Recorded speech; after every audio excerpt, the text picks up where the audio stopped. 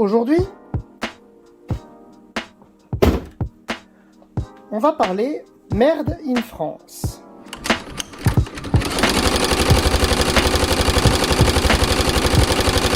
Amis du filet de la mécanique, bonjour.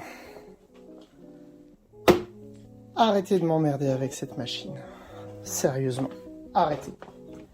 On va parler à nouveau de Omnia. Tu descends. Omnia, c'est une marque française. Cocorico, mais pas Cocorico. Ça a été fait à Saint-Étienne, dans les ateliers de Manu France. Et ça a vraiment été un modèle, on va dire, enfin un modèle, une marque qui a plus ou moins perduré dans le temps. Aujourd'hui, clairement, c'est pas réparable. Ça l'était déjà pas beaucoup à l'époque. On va voir pourquoi quand on va s'intéresser à la mécanique. Mais ça a jamais été une marque de haute qualité. Beaucoup de personnes me demandent de parler de Omnia, je sais plus quel modèle, parce qu'on en voit beaucoup sur le Bon Coin. D'une part déjà, dites-vous que s'il y en a beaucoup sur le Bon Coin, c'est que c'est pas forcément la bonne idée. On CF les vidéos sur les starlets, hein. Mais c'est pas bon, la mécanique est pas bonne, on trouve pas les pièces. Il y en a une, voilà, j'ai réussi à avoir la pièce, j'ai dû aller voir pour une pièce qui est en Angleterre, qui vient d'Angleterre, pour en réparer une. Et malheureusement, mon disque dur a craché, je pourrais pas vous montrer cette vidéo. Mais c'est pas bon, c'est vraiment pas bon. Après, c'est clair que c'est esthétique, hein. Ça a son look, hein. Là, on est sur une 120 automatique. Voilà, elle est dans sa boîte. Hop, c'est une machine qu'on m'a donnée, et puis franchement, elle est complète, hein. Regardez, il y a dans le bac, il y a carrément hein, voilà, les petits rangements. C'est bien, hein, il y a même le manuel d'utilisation. Voilà. Oh, regardez si c'est pas beau. Certificat de garantie. Certificat de garantie. Omnia M12 120 automatique. Oh, numéro de fabrication, c'est... La manufacture française d'armes et de cycles de Saint-Étienne certifie que les matières premières utilisées à la fabrication de la machine à coudre décrite sur le présent certificat sont bien de qualité, prévues par son bureau d'études et qu'elles ont été vérifiées dans son laboratoire et essayées avant leur utilisation.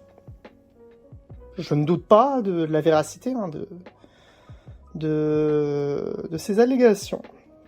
Elle est certifiée également que toutes les pièces de cette machine à coudre et de la machine à coudre elle-même ont subi des contrôles et des essais rigoureux assurant une fabrication parfaite. Ça, c'est normal. On demande en fait que les machines hein, soient testées. Même encore aujourd'hui, hein, les machines sont testées. En conséquent, par le présent certificat, la manufacture française d'armes et de cycles de Saint-Étienne garantit pendant 5 ans 2 ans pour l'étriquement électrique, la machine à coudre désignée contre tout défaut de matière ou tout vice de fabrication. Elle est arrivée jusqu'à ici, donc je pense que oui, ça a bien fonctionné. Hein.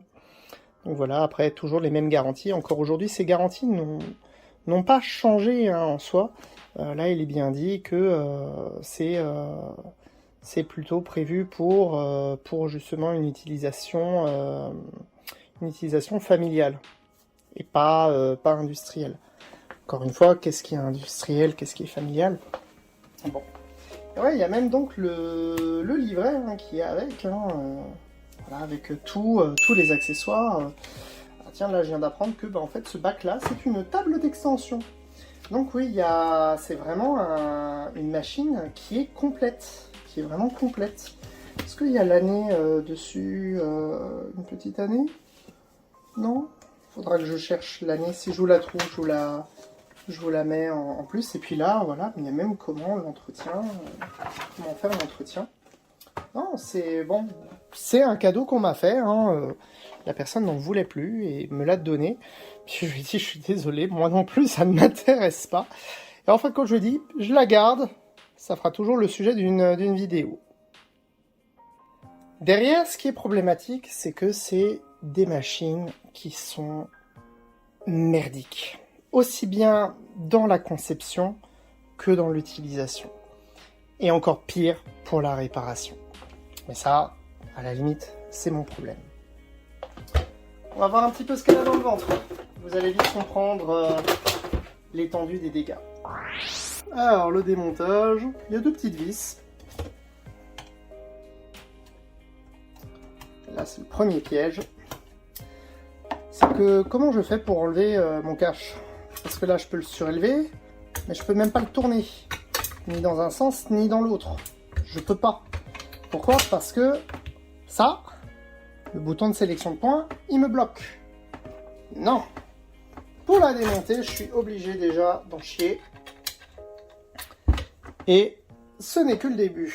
En fait, il y a une clé Allen là derrière, donc je dois démonter le cache pour démonter la poignée pour pouvoir enfin enlever le haut. Très rapidement aussi, hein, je vais enlever le côté. Alors, il faut juste que je me remémore un petit peu. Ah oui, c'est vrai. Toujours dans le côté merdique à démonter. Là, ici, il y a ce qui me permet de faire la canette. Je dois passer en fait par ici, dedans, et ensuite vers la canette. Canette qui a un débrayage assez particulier, on le verra aussi après. Mais je dois également démonter ça, faire gaffe au ressort, parce que ça s'est monté sur ressort, hein, cette merde-là. Voilà, et celui-là, on va le mettre correctement, être tranquille. Stick. Voilà, sous le côté. Ça, ce sera si on veut faire un test un petit peu plus tard. Avant de parler du haut, quand même, hop, vous montrer. Action, c'est vachement chiant, mais bon, on est sur du crochet CB. Voilà ce qui est vachement chiant. Ce truc-là, et c'est pas parce que je suis incliné, hein, si je le mets comme ça, il se referme tout seul. Il ferme son clapet. Pourtant, elle fait du bruit, hein, vous allez voir, elle fait du bruit.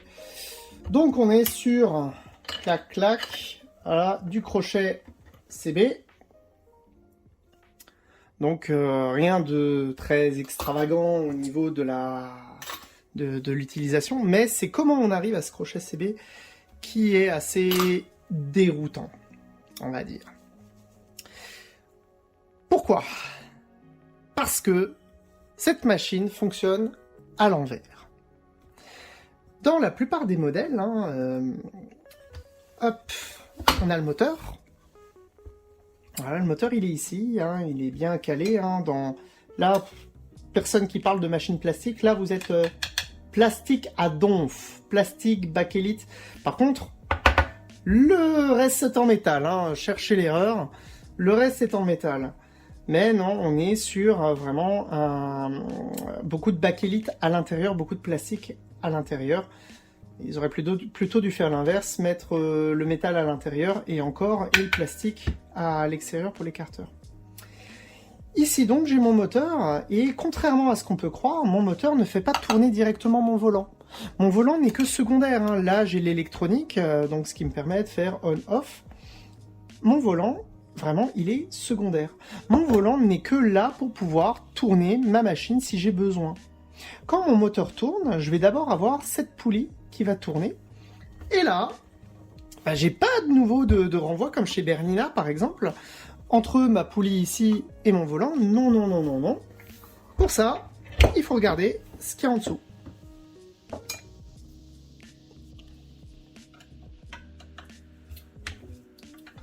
Hop, hop, hop, hop, hop. Donc là, j'ai une vis. Ça, par contre, c'est pareil. Je ne peux pas le démonter comme ça. Il faut vraiment que je vienne faire un mécanisme de levier pour pouvoir le démonter parce que ici, je suis pris. Ah. Donc, mon fameux moteur. Ah, je vais resserrer un petit peu en bas.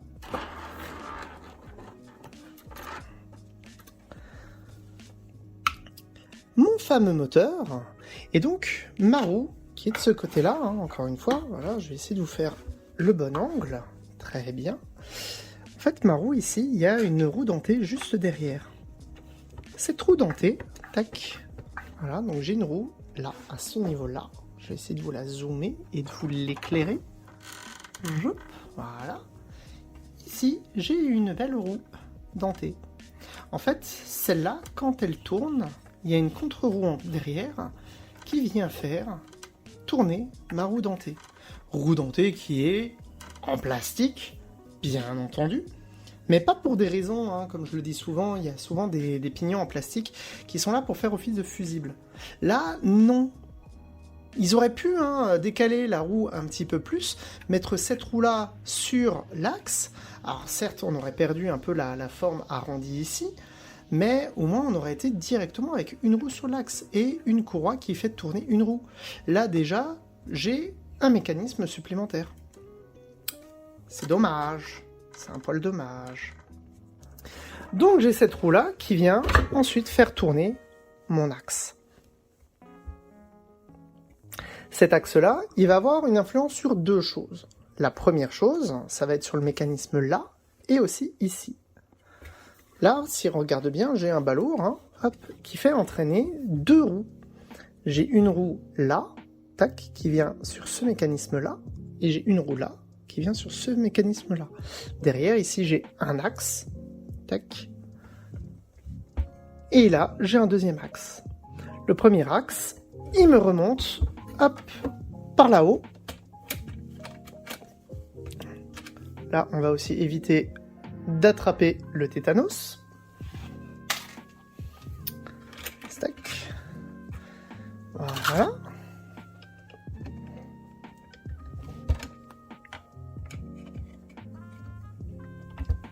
Eh ben. Et en plus, j'ai même pas de prise, quoi. Alors, même si ça sert à rien, ce sera pour plus tard.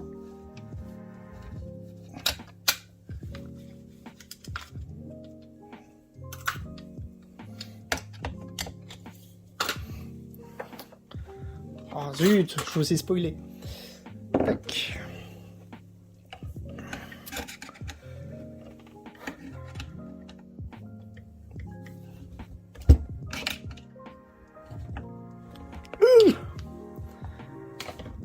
Il me faut un autre tournevis.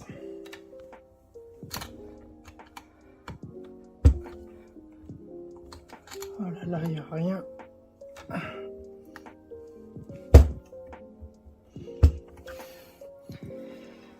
Vie ma vie de réparateur. Ah, d'une. Et de deux, allez.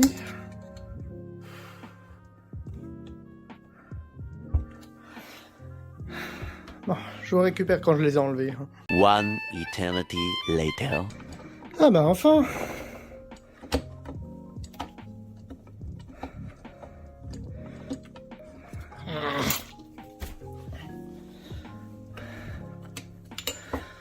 Victoire. Presque. Hop. Plus celle-là, elle a quand même tourné un poil. Hein. Voilà, et là. Je m'amuse à faire l'entretien, même si je sais pertinemment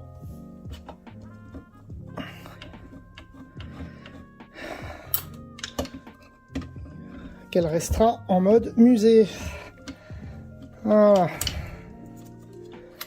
Ok. Ah. Donc tout ça pour ça. Ouf. Donc, je reprends. Ici, j'ai mon balourd. Mon balourd fait à la fois tourner un axe qui est là, mais aussi un axe tac, qui est derrière. L'axe qui est devant, ici, tac, il vient tout simplement s'occuper du mouvement, hop, ici, des griffes. Griffes qui sont tractées derrière, enfin tractées, dont il y a une barre qui permet de venir gérer le côté avant-arrière. Hop, la grande, ici, le grand axe qui est ici, lui, il va tout simplement gérer hop, le pignon qui est là derrière, et donc qui est responsable de notre mouvement, c'est chiant ce clapet, hein, de notre mouvement gauche, droite, gauche, droite. Mais du coup, là, je vous ai parlé que du mouvement inférieur. Qu'en est-il du mouvement de l'aiguille et de la bielle tenseuse? Eh ben, c'est grâce à la courroie qui est ici. Et qui est très, très, très mal placée. Cette courroie, déjà, comme vous pouvez le voir, elle est plastique. Ce qui est normal, hein. Mais je n'ai aucun moyen de venir la retendre ou de la remplacer. Mécaniquement, c'est très compliqué. Pour remplacer cette courroie, je dois venir dévisser tout mon balourd, tout l'axe qui est là. Hop, je dois venir retirer ma roue qui est là. Là, je peux venir retirer ma roue, tirer mon axe en entier, sinon c'est pas drôle. Et là, je peux enfin changer la courroie. Mais ce n'est pas tout. Comme vous pouvez le voir, la courroie, elle vient aussi être prise ici.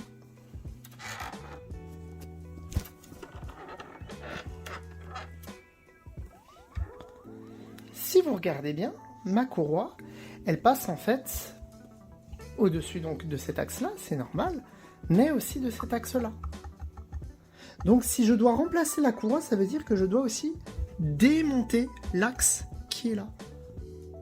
Donc, concrètement, un petit peu plus concrètement, je vais devoir dévisser le balourd, je vais devoir dévisser l'axe ici, je vais devoir ensuite aller jouer sur la pièce qui est là, je vais devoir dévisser ici, je vais devoir, retirer mon moteur, parce que pour sortir l'axe qui est là, je dois retirer mon moteur.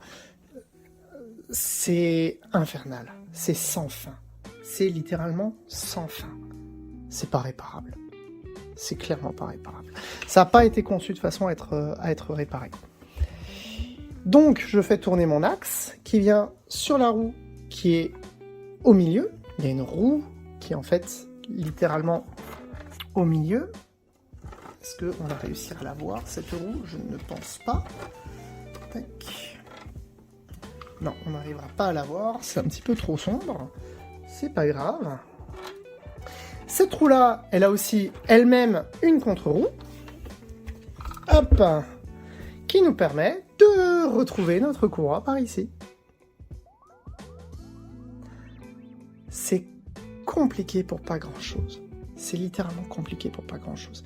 Il aurait suffi, je dis ça, je dis rien, mais il aurait suffi de mettre un petit peu plus long par là, de mettre le moteur par ici, de mettre la roue là, et d'avoir directement un truc au volant, et d'avoir une courroie qui passe, tac, jusque tout en bas, et on était tranquille. Pourquoi tant de complexité? Pourquoi Manu France a fait tant de complexité? Je ne sais pas. Entre les deux, il y a ce bouton-là, qui en fait me permet de gérer ma longueur de poing, c'est mon commutateur.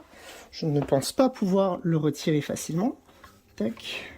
Non, par contre, je peux vous montrer le commutateur, en espérant que mon commutateur, c'est cette roue en plastique. Encore du plastique, c'est fantastique. Tout simplement, tournant, j'ai une vis, là, juste ici, à ce niveau-là. Là. Cette vis-là, qui vient tout simplement se balader, voilà, de plus ou moins haut. C'est ce qui me permet, en fait, c'est mon commutateur, c'est un commutateur classique de machine. Donc entre les deux, il y a ça. Et puis, on se retrouve enfin en haut.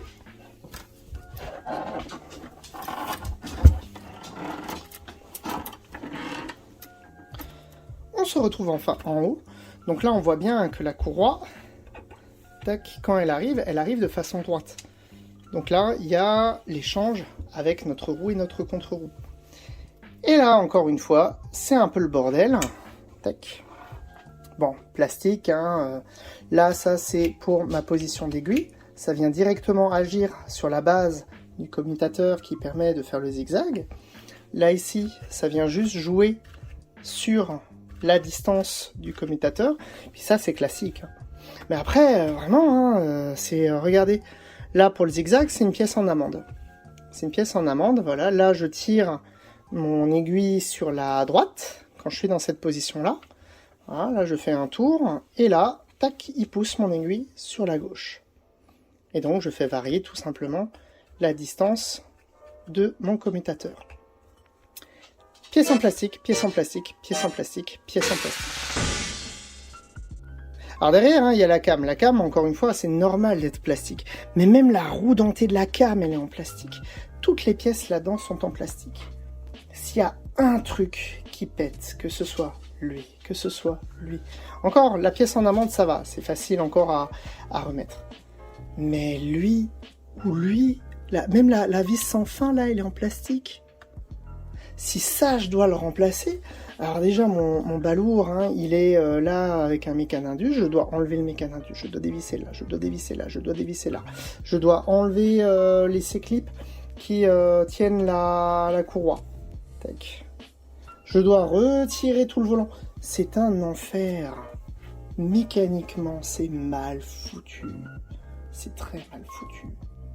Pareil, même là, la vis de sélection. Donc ça, c'est pour sélectionner les points. Alors ça me permet de faire bouger mon doigt de cam qui est derrière, avec la cam qui est de ce côté-là, et ça monte, ça descend. Mais c'est un enfer. C'est mal foutu. C'est mal foutu. Donc l'énergie, on termine notre petit truc, arrive de ce côté-là, commence à faire bouger nos cams d'abord en premier, puis notre balourd.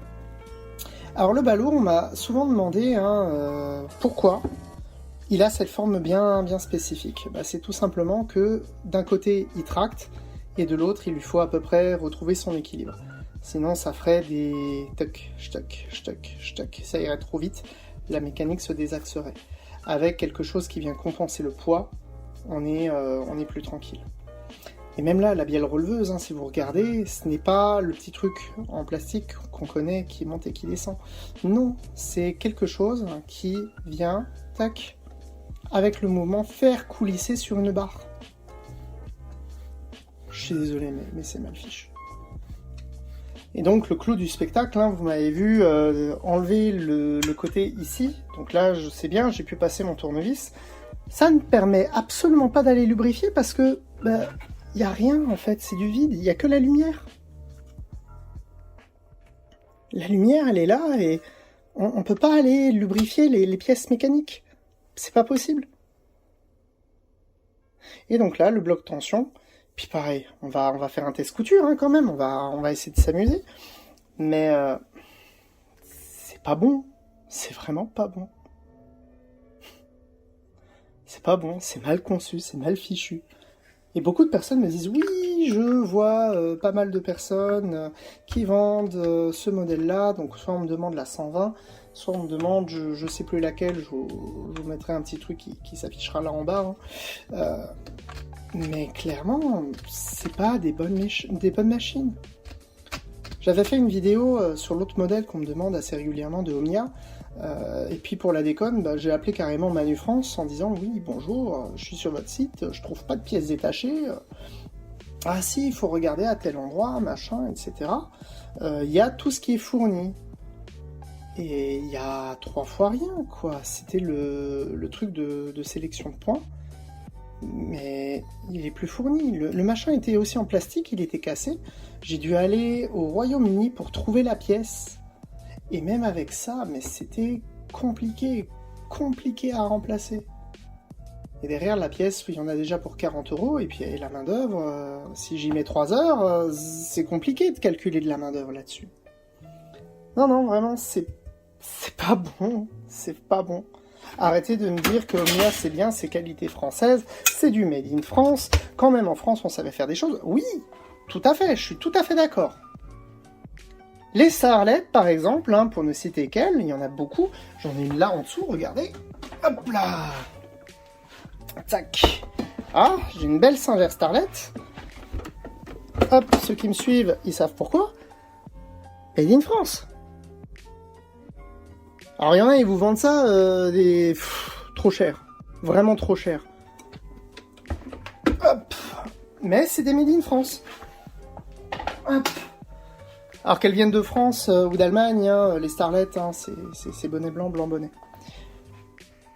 Pas parce que s'il y a marqué made in France qu'elle a une valeur supérieure à d'autres. Bon, on remonte, et je vous montre quand même comment ça marche en couture. Vous allez voir, c'est énervant. Aïe, oh, allez. On va vous montrer ce que ça a dans le ventre. C'est pitoyable. Alors déjà, volontairement, hein, j'ai pas mis encore le crochet. J'ai laissé ces pièces-là. Pour la simple et bonne raison que, souvenez-vous, le clapet qui se ferme tout seul, hein, qui reste pas, ben, il va avoir toute son importance quand on a eu un bourrage avec sa machine et qu'on doit aller la nettoyer. Pourquoi ? Parce que je vais devoir ouvrir, je vais devoir incliner un petit peu ma machine pour remettre le crochet. Là, j'espère que ça ne se ferme pas. Voilà, là c'est bon, je suis encore bien. Et là, je dois remettre cet anneau. Déjà, je n'ai aucune information de comment je dois le remettre, l'anneau. Est-ce que c'est comme ça ? Est-ce que c'est comme ça ? Est-ce que c'est comme ça ? Ouais. Moi, je le sais. Sauf que là, vous voyez, il y a ces deux petits machins là qui, normalement, me permettent de garder ici, de clipper. Sauf que, bah, déjà, je dois aller le mettre avec mes gros doigts. Hop, c'est déjà compliqué. Si en plus ça se referme à tout bout de champ et que je dois aller venir clipper, là j'en ai clippé un, ouais j'ai clippé le deuxième, wouhou! Mettez-vous à la place de la personne qui a acheté cette machine. Je me demande en fait comment ces machines ont pu être vendues avec des démos en fait. Je suis curieux. J'aurais voulu voir ça, quoi, l'argument du vendeur. Ensuite, donc là, j'ai défait ma canette, c'était volontaire.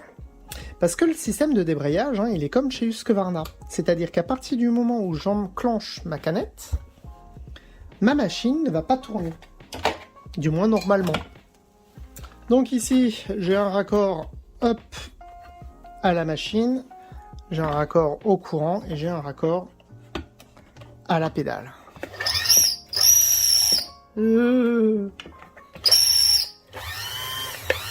Voilà.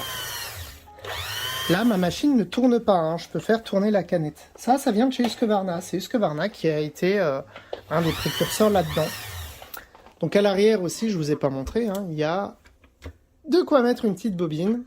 Heureusement, j'ai une potence. Et je dis bien heureusement. Donc je viens par là, j'ai ma canette. Ma canette tourne dans ce sens-là. Alors, faut que je tienne un petit peu. Et voilà. Hop, tac, tac, tac, tac. Je mets ma canette dans mon boîtier canette. Ça, c'est du classique, hein. Je vérifie en même temps ma tension. Et... ah, donc avec le truc qui se ferme, encore une fois, c'est pas forcément top. Punaise, je mets une aiguille neuve sur cette machine. Hop. Bien. L'enfilage maintenant. L'enfilage se fait par ici. Je dois venir, hop, de ce côté-là. Donc normalement ma bobine est au fond, hein. Je passe là. Voilà. Ensuite, je dois venir derrière le petit picot. Je dois redescendre, je remonte. Et comme vous le voyez, hein, encore une fois, hein, ils mettent du métal à l'extérieur mais du plastique à l'intérieur. À la place de faire tourner le volant qui fait tourner le haut et qui renvoie l'énergie en bas, ils font tourner le bas et ils renvoient l'énergie en haut. L'enfilage aussi se fait par la gauche, de gauche à droite. Comme chez Pfaff en fait. Tac. Voilà. Et dans l'aiguille. Rien de bien compliqué. Hop. La petite note, du fait que mon volant il est que accessoire, bah, j'ai un morceau de plastique Donc pour tourner le volant, je suis obligé de le prendre comme ça. Je peux pas le prendre par en dessous parce que là, je peux pas en fait le faire tourner. Non, je dois le prendre comme ça. Hop, là, le clac que vous avez entendu, c'est ma roue qui se remet en OK. Puis bah, maintenant, on est prêt à coudre. Petit échantillon, plié en 3. On va d'abord partir sur le point droit. Donc là, je me mets sur zigzag à 0. Comme vous voyez, là, je suis sur 6. Donc il faut que je vienne aussi sur le 0. C'est la largeur du point. La longueur, je vais la garder à 2,5.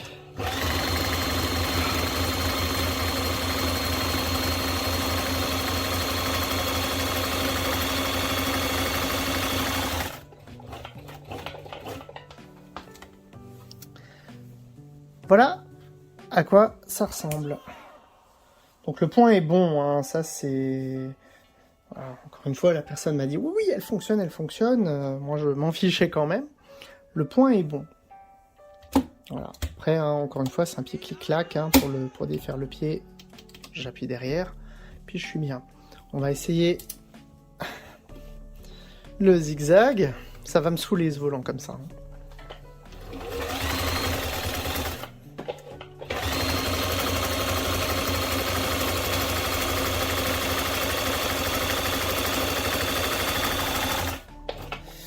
Donc le zigzag, il est encore régulier. Et après, donc, il y a une armée de points. Armée de points, j'entends par là, tac. Voilà, toujours faire attention à sa bielle. Je vais avoir, par exemple, le fameux zigzag nautique. Je vais rester à 6, je vais le réduire un petit peu à 0,5. 0,5, elle commence à avoir du mal. Si la courroie claque, mais j'explose de rire. Hein.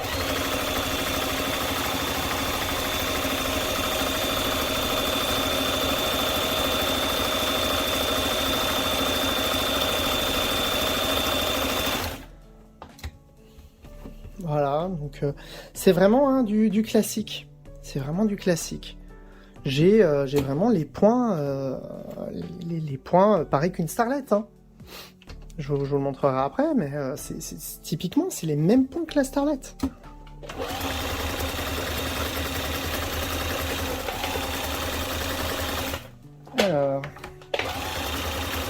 Alors là, par exemple, vous voyez, je suis pied au plancher.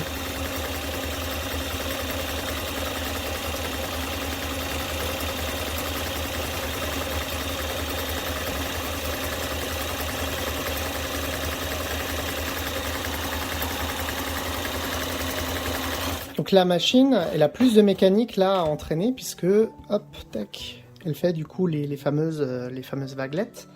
Donc là, forcément, oui, elle va ralentir. Et donc là, hein, de ce côté-là, j'ai la tension aussi, hein, comme chez certaines FAF. Qu'est-ce que je peux conclure en fait de cette machine? Bon, on m'avait entendu, hein, c'est pas une bonne machine. C'est pas une bonne machine. Au niveau de la mécanique et de la réparabilité, on est sur du 0 sur 20, mais même du 0 sur 100. On ne va pas pouvoir faire grand-chose sur cette machine. On peut changer le crochet, on peut changer le boîtier canette. Certains peuvent tenter de resynchroniser le crochet, ça se fait avec les pièces que vous avez vues en dessous, mais c'est compliqué, c'est très compliqué. À côté, oui, une Starlet, puisqu'on me demande souvent ah, qu'est-ce qu'il vaut mieux prendre, une 120 automatique ou une Starlet, parce que les deux sont transportables. C'est vrai, là, au niveau transport, c'est génial. Hein. J'ai un petit bras libre. Hein. Voilà. Bon, j'ai ce clapet qui se ferme sans arrêt. Hein. Tac, tac. Donc ça, c'est vraiment chiant sur ce type de machine. Mais c'est vrai que niveau transport, avec sa boîte... Je pense que c'était l'argument de vente. Regardez madame, vous avez non seulement la boîte de transport, mais vous avez aussi la table d'extension qui peut se faire. Ça devait être l'argument de vente. Hein. Pareil, niveau marche arrière, on est quand même plus simple. Tac, tac, tac. On va pas faire de conneries déjà, Thibaut, hein. On va se remettre sur du point droit. Voilà, le droit. Hein. Voilà, la marche arrière, elle fonctionne bien. Hein. C'est plus pratique un bouton comme ça que chez les Starlet, certaines Starlet, la marche arrière, elle était là.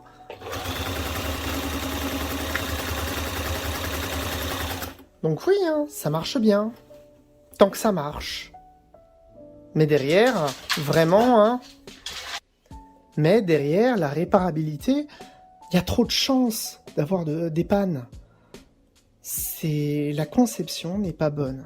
Moi, j'invite les personnes vraiment à éviter d'acheter cette machine en occasion, hein, avec tous les problèmes de l'occasion que l'on connaît, parce que la moindre panne, c'est fatal.